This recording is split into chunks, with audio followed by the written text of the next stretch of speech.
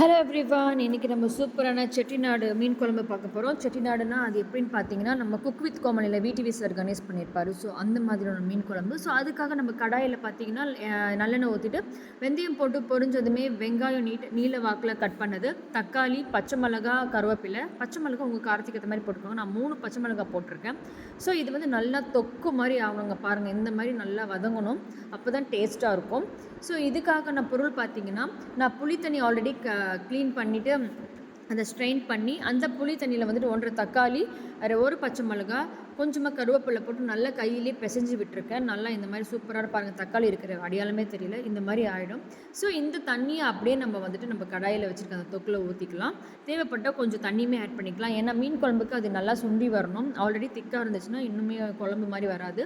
So கொஞ்சமாக தண்ணியும் add பண்ணிவிட்டு இப்போ இது வந்து நல்லாவே வந்துட்டு பார்த்திங்கன்னா கொதிச்சு வரணும். கொதி வரும்போது நம்ம மாங்காய் போட போகிறோம், அப்புறம் மீனும் போட போகிறோம். ஸோ இன்றைக்கி நான் எடுத்துருக்க மீன் பார்த்திங்கன்னா ஒரு 5-6 பீஸ் தாங்க. ஏன்னா நான் மீதி பீஸ் எல்லாமே வந்துட்டு நான் வறுத்து எடுத்துட்டேன். ஸோ இவ்வளோ தான் மீன் குழம்பு கொஞ்சமாக வைக்கிறதுக்காக எடுத்து வச்சுருக்கேன். இது வந்து வஞ்சிரம் மீன் நினைக்கிறேன், எனக்கு தெரியல. மாங்காய் போடுற வீடியோ வந்து எடுக்க முடியலங்க. நான் வீடியோ எடுக்கணும்னு நினச்சிட்டு ஃபோட்டோ எடுத்துட்டேன். ஸோ அதையும் ஆட் பண்ணியிருக்கேன். ஸோ இப்போ நான் வந்து மீன் போட்டுட்ருக்கேன். பட் இதுக்கு முன்னாடி மாங்காய் வந்துட்டு குழம்புக்குள்ளே இருக்குது. ஸோ இதுதான் அந்த ஃபோட்டோ. நான் மாங்காவும் ஆட் பண்ணியாச்சு.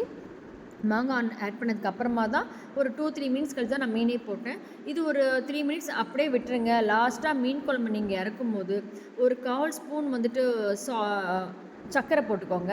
அப்புறம் கொத்தமல்லி போட்டு இறக்குனா சூப்பரான மீன் குழம்பு ரெடி ஆகிடும். உப்பு, மஞ்சத்தூள் பார்த்திங்கன்னா அந்த புளி தண்ணியிலேயே ஆல்ரெடி நம்ம போட்டிருக்கோம். மீன்லேயுமே போட்டிருக்கேன்.